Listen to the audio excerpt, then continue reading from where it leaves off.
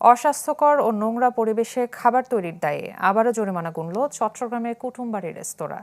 দুপুরে রেস্তোরাঁটির ওয়াসা শাখায় ভোক্তা অধিকার সংরক্ষণ অধিদপ্তরের চালানো অভিযানে পচাবাসী খাবার না মিললেও অস্বাস্থ্যকর ও নোংরা পরিবেশে খাবার তৈরির প্রমাণ মেলে। এর আগেও বেশ কয়েকবার প্রতিষ্ঠানটিকে সতর্ক ও জরিমানা করার পরও এই একই চিত্র মেলায় 1 লাখ টাকা জরিমানা করা হয়। নিজেদের ঘাটতির কথা স্বীকার করে ভবিষ্যতে সমস্যা সমাধানের কথা জানায় রেস্তোরাঁ কর্তৃপক্ষ। এটা একেবারে তাদের নেহায়েত অন্যায় এবং অবহেলার ছাড়া আর কিছুই না। তারা একটা পাত্র পাতিল রেখে পরিষ্কার তো রাখবে, তারপরেও ফ্লোরে সরাসরি রাখতে পারবে না। তারা একটা পাত্র পাতিলে রেখে তারপরে ওয়াশ করবে। এরপরে তাদের অন্যান্য বেসিন বলেন, ফ্লোর, আমি সেগুলি দাঁড়িয়ে থেকে তাদেরকে পরিষ্কার করে দেখিয়ে দিয়েছি যে এটা পরিষ্কারে খুব বেশি সময় লাগে না। তাদের শুধু আন্তরিকতার অভাব। আর এরপরে তাদের জন্য পচাবাসী খাবার না রাখে এই বিষয়ে তাদেরকে সতর্ক করেছি।